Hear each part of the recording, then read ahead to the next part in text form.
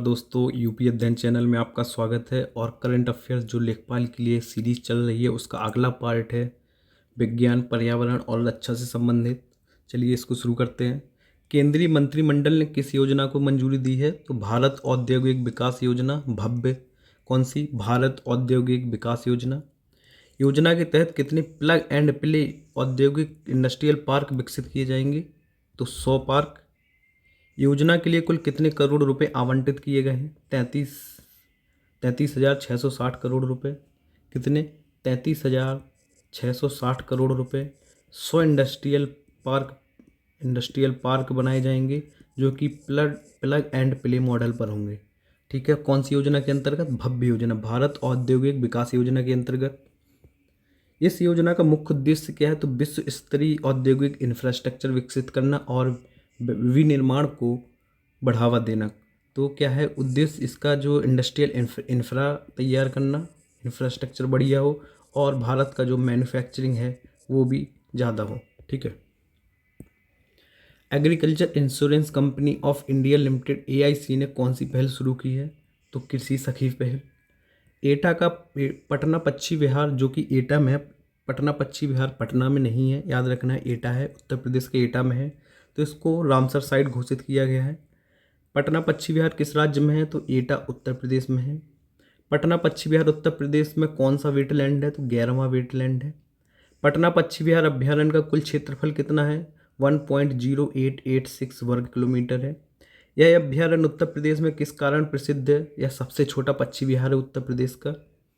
विश्व आर्द्रभूमि दिवस कब मनाया जाता है? 2 फरवरी को हर साल मनाया जाता है। विश्व आर्द्रभूमि दिवस 2026 की थीम क्या है?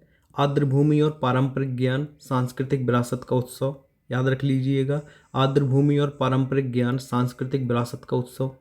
किसने भारत के पहले सहकारी आधारित ride hailing platform Bharat taxi का आधिकारिक शुभारंभ किया है? तो केंद्रीय गृह मंत्री और जो साथ में सहकारिता मंत्री हैं अमित शाह, दोनों मंत्रालय इनके पास हैं।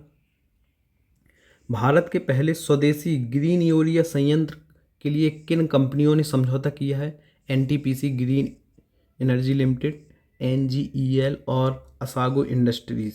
ठीक है। स्पेस समिट 2026 का आयोजन कहाँ हुआ है? तो इसका आयोजन सिंगापुर में हुआ है।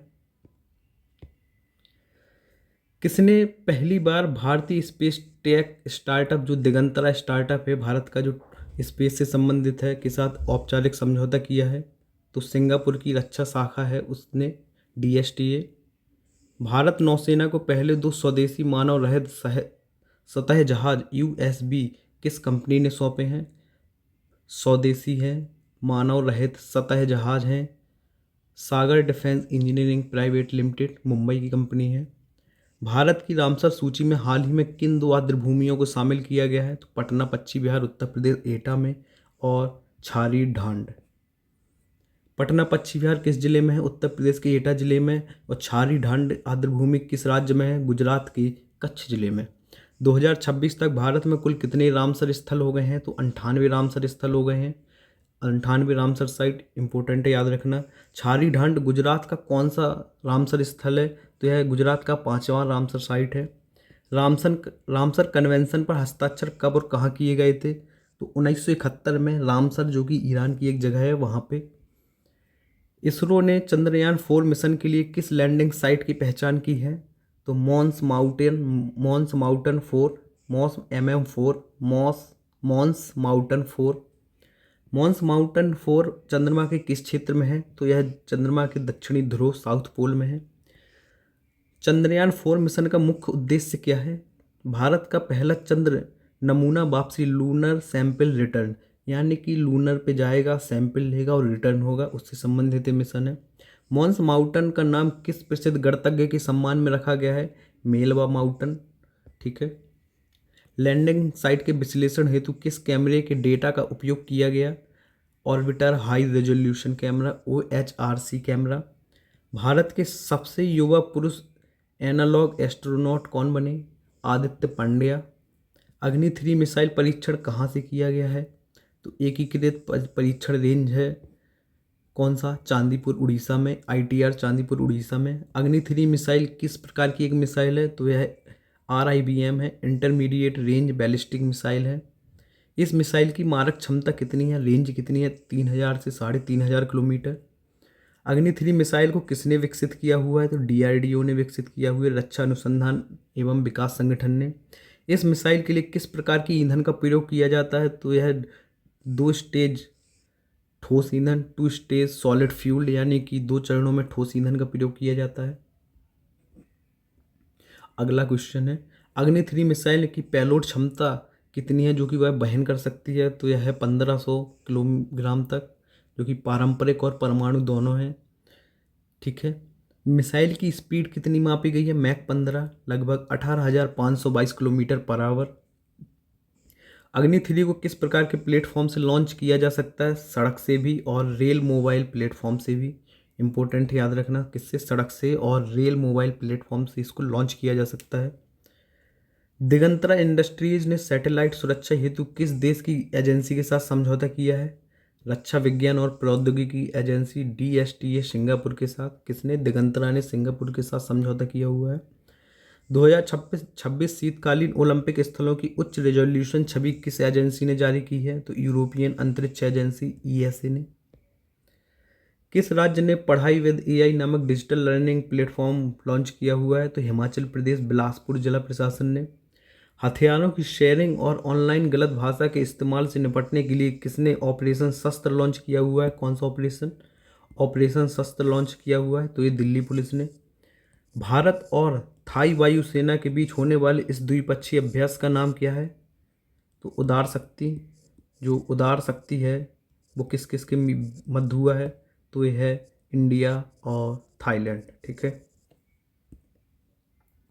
भारत और किस यूरोपीय देश ने रक्षा सहयोग के लिए संयुक्त घोषणा पत्र पर हस्ताक्षर किए हुए हैं, तो भारत ने ग्रीस के साथ संयुक्त घोषणा पत्र पर हस्ताक्षर किए हैं, जो कि डिफेंस से रिलेटेड है।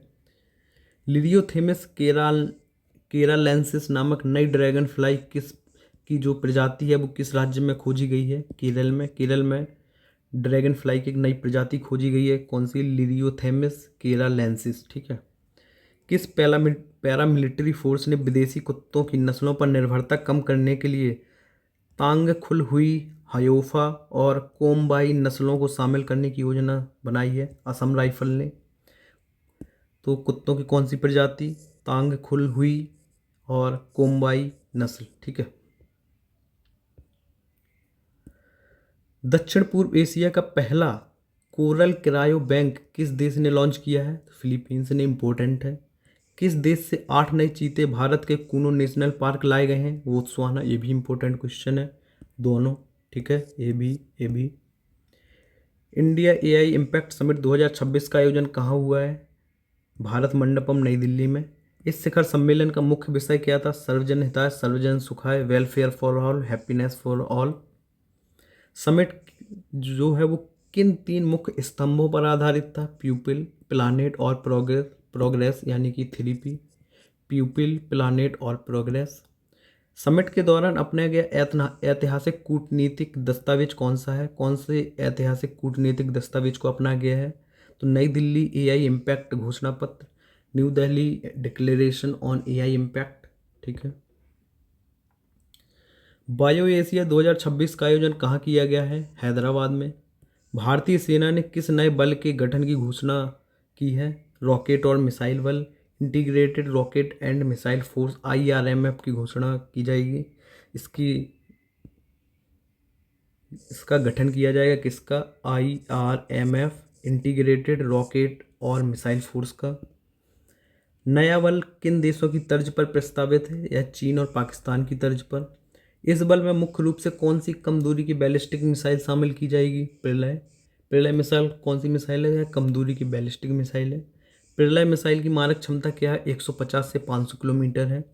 प्रस्तावित रॉकेट सह मिसाइल बल का जो मुख्य उद्देश्य क्या है, जो IRMF इसका मुख्य उद्देश्य क्या है, लंबी दूरी की सटीक मारक क्षमता। ठीक है, लंबी दूरी की सटीक मारक क्षमता को मजबूत करना।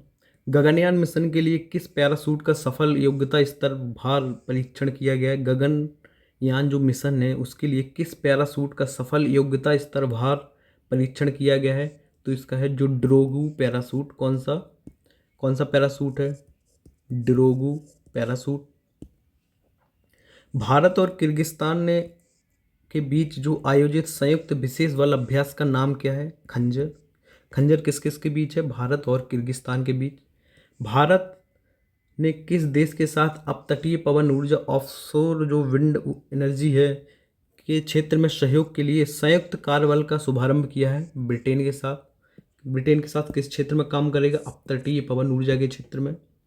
भारत का जो पहला समर्पित मोनोपॉज क्लिनिक कहाँ लॉन्च किया गया है? तो मुंबई में कामा एंड अल्वलेश अस्पताल महाराष्ट्र में। भारत के पहले एआई सक्षम विश्वविद्यालय पायलट की घोषणा कहाँ की गई है? चौधरी चरण सिंह विश्वविद्यालय मेरठ में। नासा ने किस उन्नत एआई मॉडल को विकसित किया है जिसने एक्सोप्लैनेट की खोज में महत्वपूर्ण योगदान दिया है? तो एक्सोमाइनर प्लस प्लस नामक उन्नत एआई मॉडल। भारत के पहले निजी पृथ्वी अवलोकन यानी कि अर्थ ऑब्जर्वेशन जो तारामंडल का नेतृत्व कौन सी कंपनी कर रही है? Pixel company. सुनीता विलियम्स ने किस स्पेस एजेंसी से अपनी सेवानिवृत्ति की घोषणा की है? नासा से। भारत का पहला गहन आईवीएफ ज्ञान केंद्र इमर्सिव आईवीएफ सेंटर कहाँ खोला गया है? मुंबई में अंधेरी ईस्ट में।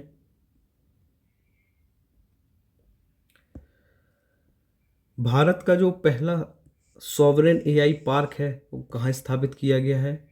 कहाँ स्थापित करने के लिए एमओयू साइन किया गया है? तो चेन्नई तमिलनाडु में सॉवरेन एआई पार्क होगा। आईआईटी मंडी कैटलिस्ट सैटेलाइट सेंटर का उद्घाटन कहाँ किया गया है? गलगोटिया यूनिवर्सिटी ग्रेटर नोएडा में जो कि उत्तर प्रदेश में है। कोरोमंडल इंटरनेशनल ने किस संस्थान के साथ मिलकर कॉरपोरेट रिसर्च सेंटर स्थापित करने के लिए समझौता किया हुआ है? आईआईटी मद्रास के साथ। भारत का पहला राज्य समर्थित क्वांटम कंप्यूटिंग कार्यक्रम कहाँ लॉन्च किया गया है? तमिलनाडु में। परम शक्ति सुपर कंप्यूटिंग सुविधा का उद्घाटन कहाँ किया गया है? आईआईटी मद्रास चेन्नई में। नासा ने हाल ही में आईएसएस मिशन को समय से पहले समाप्त करने का फैसला क्यों किया गया है? क्योंकि वह एक अंतरिक्ष यात्री की स्वास्थ्य समस्या के कारण किया गया है।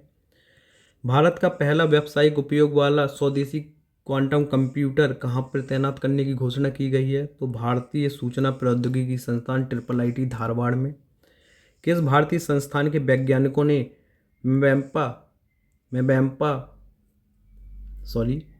मैपेम्बा का पहला सुपर कंप्यूटर सिमुलेशन विकसित किया गया है? जवाहरलाल नेहरू उन्नत वैज्ञानिक अनुसंधान केंद्र बेंगलुरु। कौन सा है? मैपेम्बा। ओके, याद रखना, बहुत कठिन नाम है। अगला है थैलेसीमिया के इलाज के लिए अनुमोदित पहली मौखिक दवा का नाम क्या है? तो है एक्वेसिमे। कौन सी? एक्वेसिमे। थैलेसीमिया के इलाज के लिए अनुमोदित पहली मौखिक यानी कि ओरल दवा कौन सी है? तो है एक्वेसिमे। भारत का पहला 3D printed automatic weather station किस संस्थान ने विकसित किया है? तो भारतीय उष्णकटिबंधीय मौसम विज्ञान संस्थान IITM पुणे ने। आनुवांशिक रक्त विकारों के लिए UAE की पहली जीन थेरेपी का कहाँ सफलतापूर्वक परीक्षण किया गया है? तो अबू धाबी में। 2026 का दुनिया का पहला सफल कक्षीय रॉकेट लॉन्च ऑर्बिटल लॉन्च किस कंपनी ने किया है? तो स्पेस एक्स ने। पर्यावरण मंत्री भूपेंद्र यादव ने कितने नए जो वेटलैंड हैं आर्द्रभूमि क्षेत्रों को रामसर साइट में शामिल करने की घोषणा की है? तो 2 नए शामिल रामसर साइट में एक पटना पक्षी जो अभ्यारण्य है वो कहाँ पे है? एटा उत्तर प्रदेश में। दूसरा है छारी डांड, ये कहाँ पे है? कच्छ गुजरात में है। भारत में वर्तमान में कुल कितने रामसर स्थल हो गए हैं? तो 98 हो गए हैं। किस नदी को विश्व की सबसे प्राचीन नदी प्रणाली के रूप में व्यापक रूप से मान्यता प्राप्त है? फिंके। कौन सी नदी? फिंके नदी। फिंके नदी की अनुमानित उम्र कुल कितनी है? 300 से 400 मिलियन वर्ष है। फिंके नदी किस महाद्वीप में बहती है? तो ऑस्ट्रेलिया में बहती है।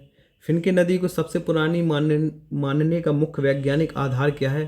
क्रॉस एक्सियल ड्रेनेज और भूरचना। ठीक है। अगला है भविष्य की ग्लेशियल झीलों की भविष्यवाणी करने वाला फ्रेमवर्क किसने विकसित किया है? IIT गुवाहाटी ने। पंजाब की पहली डॉग सेंचुरी किस शहर में स्थापित की गई है? लुधियाना में। इंडियन स्कीमर संरक्षण के लिए किस नदी बेसिन को चुना गया है? गंगा बेसिन को। भारत सरकार द्वारा घोषित देश की पहली व्यापक टेलिंग्स पॉलिसी में किस क्षेत्र में एक क्रांतिकारी बदलाव है? खनन क्षेत्र में। कौन सी पॉलिसी आई है? Tellings policy. किस मंत्रालय ने कुंभलगढ़ अभ्यारण्य को पर्यावरण संवेदनशील क्षेत्र घोषित किया है? तो पर्यावरण, वन और जलवायु परिवर्तन मंत्रालय ने। कुंभलगढ़ वन्यजीव अभ्यारण्य किस पर्वत श्रृंखला में है? अरावली में है। संवेदनशील कितने किलोमीटर तक घोषित किया गया है? 0 से 1 किलोमीटर तक। पर्यावरण संवेदनशील क्षेत्र में किस पहल को बढ़ावा दिया गया है? जैविक कृषि को और कृषि वानिकी को। भारत का पहला स्वदेशी मल्टी कैलिबर प्रिसीजन गाइडेड यानी सटीक निशाना लगाने वाला रॉकेट सिस्टम का नाम क्या है? सूर्यास्त्र। सूर्यास्त्र रॉकेट जो प्रणाली है, भारतीय सेना ने किस कंपनी के साथ कॉन्ट्रैक्ट किया है? तो NIVE लिमिटेड, पुणे आधारित जो एक कंपनी है। सूर्यास्त्र को किस अंतर्राष्ट्रीय रक्षा कंपनी के तकनीकी सहयोग से विकसित किया जा रहा है? तो एलवेट सिस्टम्स, इजराइल के सहयोग से। इस इमरजेंसी प्रिक्योरमेंट अनुबंध की कुल अनुमानित लागत कितनी है? 293 करोड़ रुपए। सूर्यास्त्र प्रणाली का मुख्य उद्देश्य सेना की किस क्षमता को बढ़ाना है? लंबी दूरी की जो सटीक मारक क्षमता है, प्रिसीजन स्ट्राइक कैपेबिलिटी, उसको बढ़ाना है। सूर्यास्त्र रॉकेट लॉन्चर की मारक क्षमता कुल कितनी है? 150 से 300 किलोमीटर। पैथजेनी सॉफ्टवेयर किस मंत्रालय ने विकसित किया है? विज्ञान और प्रौद्योगिकी मंत्रालय। IIT पटना ने किस सुपर कंप्यूटर का उद्घाटन किया है? तो परमरुद्र का। परमरुद्र सुपर कंप्यूटर किस मिशन के तहत स्थापित किया गया? तो नेशनल सुपर कंप्यूटिंग मिशन है उसके अंतर्गत। परमरुद्र सुपर कंप्यूटर की उच्चतम कंप्यूटिंग क्षमता कितनी है? 838 टेराफ्लॉप्स। यानी कि जो कंप्यूटिंग क्षमता सुपर कंप्यूटर की किस में नापी जाती है? जो टेराफ्लॉप्स है, पेटाफ्लॉप्स है, इसमें याद, फ्लॉप्स में कुल मिला के फ्लॉप्स याद रखना।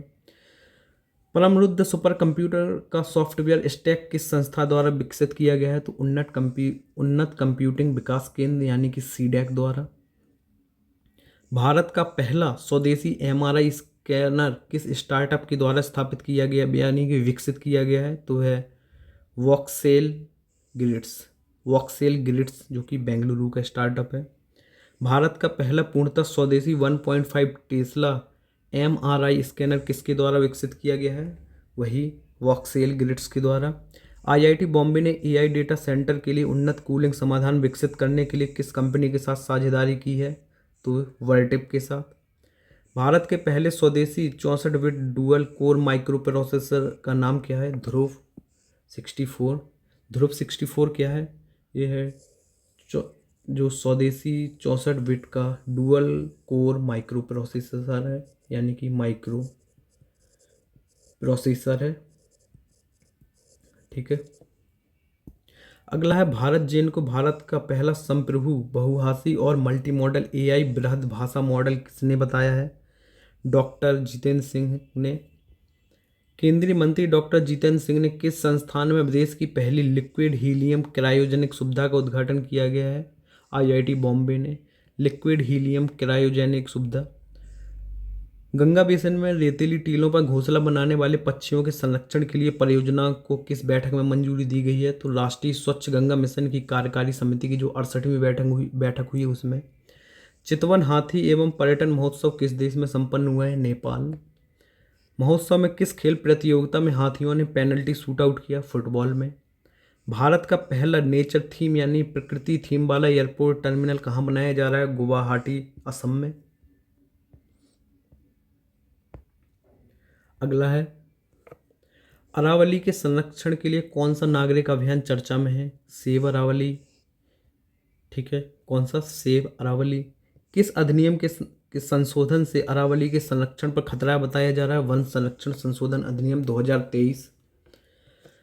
अरावली को उत्तर भारत का क्या कहा जाता है? उत्तर भारत का इसको ग्रीन लंग्स या ग्रीन फेफड़े बोला जाता है। अरावली दुनिया की किस प्रकार की पर्वतमाला का सबसे पुराना उदाहरण है? यह है फोल्ड माउंटेन रेंज का, यानी कि मोड़दार बलित पर्वतमाला का बहुत पुराना उदाहरण है। अरावली पर्वतमाला की उत्पत्ति किस भूगर्भीय युग में हुई थी? यह प्रोटोजोइक युग में हुई थी, लगभग 2 अरब साल पहले। अरावली का विस्तार किन राज्यों या केंद्र शासित प्रदेशों में है? तो याद रखना, गुजरात, राजस्थान, हरियाणा और दिल्ली।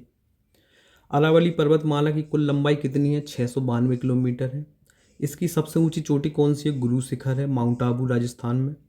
संयुक्त राष्ट्र पर्यावरण सभा UNEA7 के 7वें सत्र का आयोजन कहाँ किया गया है? नैरोबी केन्या में, जो कि UNEP का मुख्यालय भी है।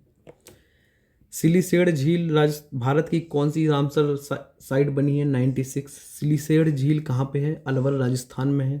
सिलीसेड झील का निर्माण कब हुआ था? 1845 ईस्वी में महाराजा विनय सिंह द्वारा किया गया। सिलीसेड झील किस प्रसिद्ध टाइगर रिजर्व के बफर जोन में स्थित है? तो सरिस्का टाइगर रिजर्व, जो कि राजस्थान का है, वहाँ पे। छत्तीसगढ़ के किस जलाशय को रामसर साइट घोषित किया गया है? कोपरा जलाशय बिलासपुर के पास है। कोपरा जलाशय किस नदी के ऊपरी जलग्रहण क्षेत्र यानी कैचमेंट एरिया में स्थित है? तो महानदी के। किन दो बहु मिशन स्टील्थ फ्रिगेट को भारतीय नौसेना में शामिल किया गया है? तो INS उदयगिरी और INS हिमगिरी। क्या है ये? स्टील्थ फ्रिगेट है ये। भारतीय सेना ने अपना पहला नागरिक सैन्य चिकित्सा समामेलन अभ्यास आरोग्य सेतु कहाँ पे आयोजित किया गया है? तो तिनसुकिया जिले असम में। किसने? भारतीय सेना ने पहला नागरिक सैन्य चिकित्सा समामेलन अभ्यास आरोग्य सेतु कहाँ आयोजित किया है? तिनसुकिया जिले जो कि असम में है। संयुक्त राज्य अमेरिका ने किस देश की HQ-16 मिसाइल प्रणाली के मॉडल का अनावरण किया है? तो चीन ने।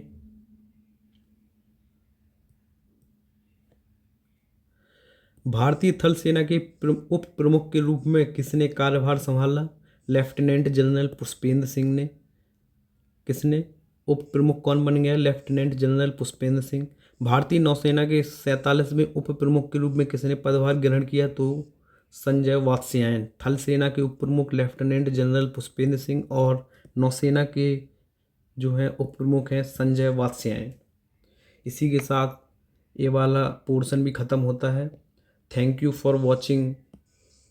अगर आपको यह वीडियो पसंद आई तो प्लीज़ इसको लाइक करें, कमेंट करें, सब्सक्राइब करें। अगर आप यहाँ तक पहुँचे हैं तो बहुत बहुत धन्यवाद। सब्सक्राइब ज़रूर करें ताकि ऐसी वीडियो आपको मिलती रहे। आगे अगला पोर्शन करवाया जाएगा। धन्यवाद।